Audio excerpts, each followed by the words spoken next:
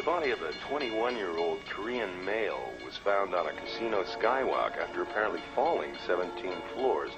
A hotel guest spotted the body shortly after dawn. Checked in the previous day around 8 a.m. It sure looks like suicide.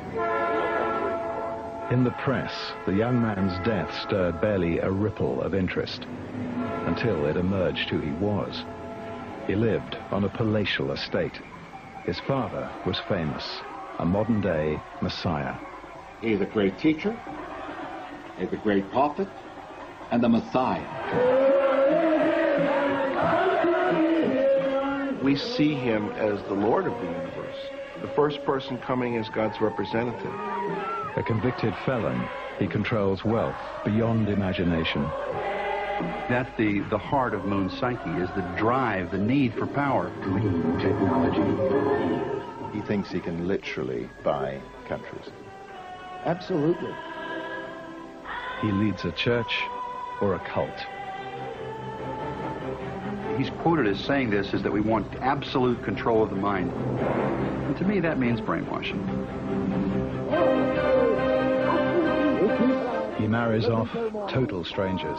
Reverend Moon is sort of a world's finest matchmaker.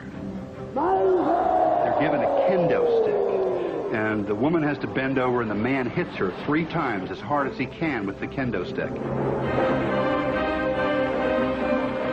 He crusaded against communism. Who did liberate communism? To me, very clear. It's the Reverend Moon. His stated aim is world domination. You have to be prepared to die for him, and he says that.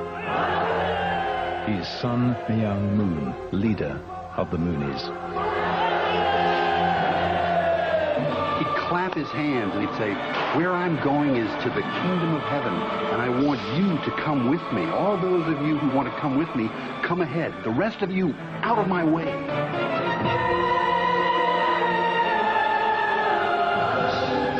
One of the things they say in their prayers is, "Crush Satan, out Satan, crush Satan, out Satan." Oh, it was tremendously exciting. These were the end times. These are the last days. And we had the great blessing to be on the side of the Son of God. I loved him. I adored him. There is an awesome feeling when you are near him. You feel in the presence of an enormous power. This is a man who's going towards his destiny regardless of what anybody else thinks, says, or does.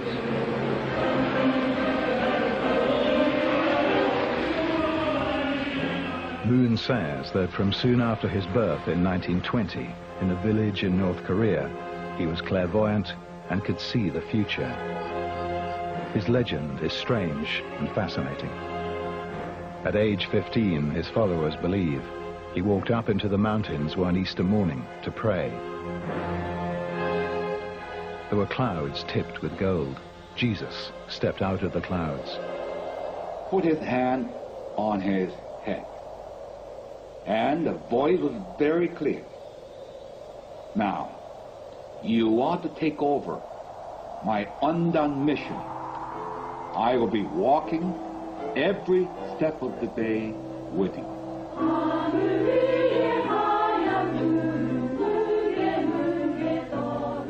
Moon protested he was unworthy, but Jesus insisted. To me, Reverend Moon's coming to this world is the second coming of Christ. Well, his power is greater than Jesus because Jesus is working with him. So 2 is better than 1. And many people have seen this, spiritually. When Reverend Moon speaking, they see Jesus next to him. Then his followers believe other prophets appeared. Met with Buddha, met with Muhammad, met with the Confucius. He had many, many incredible spiritual encounters. So Jesus and the Reverend Moon are working together? Absolutely, absolutely. But not only, Jesus is working with Reverend Moon in America.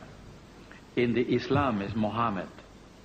In Asia, in Asia is Buddha. He came down from the mountain transformed.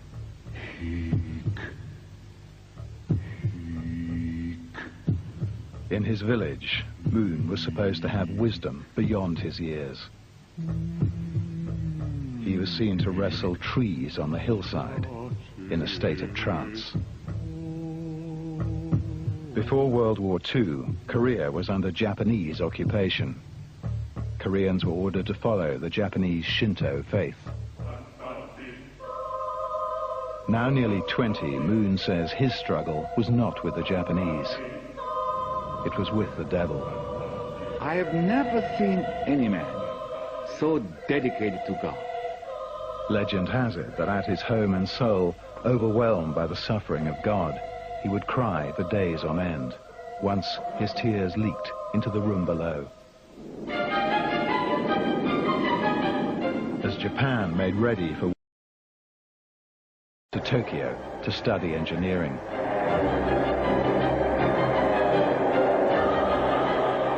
I asked him, why you don't go to missionary school, seminary school, why you go to engineering course?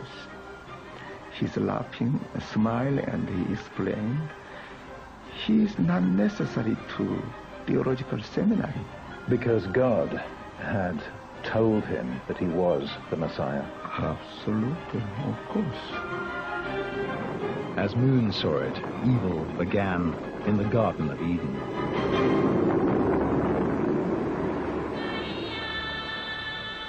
Eve tasted the forbidden fruit. She had sex with Lucifer, the archangel. Then she had sex with Adam. But for Reverend Moon, it's quite clear there was a sex relationship. Why so?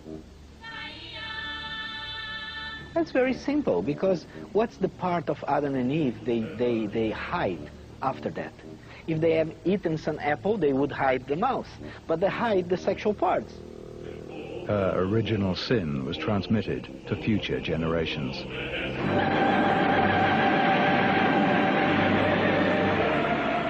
Hence, the fall of man.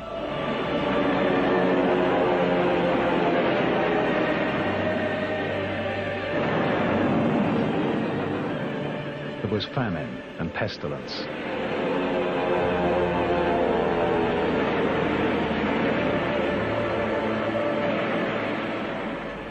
As Moon told his followers, he was the third Adam, here to restore the perfect world that God had designed. You have no way to know that Reverend Moon is the Messiah just looking at him. He was praying more than 17 hours every day. It's a man of prayer. Through him, I feel elevated closer to God. Ironically, Moon's church was born out of suffering. After Hiroshima and Nagasaki, the Japanese surrendered and pulled their troops out of Korea. I now invite the representatives of the Emperor of Japan to sign the instrument of surrender. Now there was religious freedom in Korea.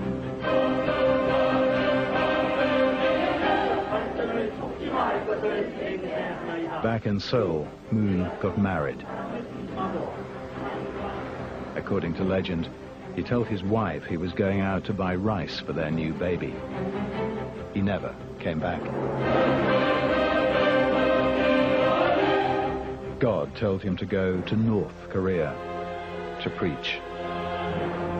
His way of teaching, it was just simply fascinating. All the conventional questions resolved automatically, like a snow melting. His belief that Korea had spawned a new Messiah outraged many Christians. Reverend Moon was accused as heretic. Worse still, Soviet troops were swarming into North Korea, stifling freedom of worship almost as soon as it began. Today, Moon's followers are told he was framed by the new communist regime of Kim Il-sung, punished for speaking the word of God. He was absolutely incredibly tortured by the communist police. Incredible. He was just virtually beaten to death. He was sent to North Korea's Hungnam death camp.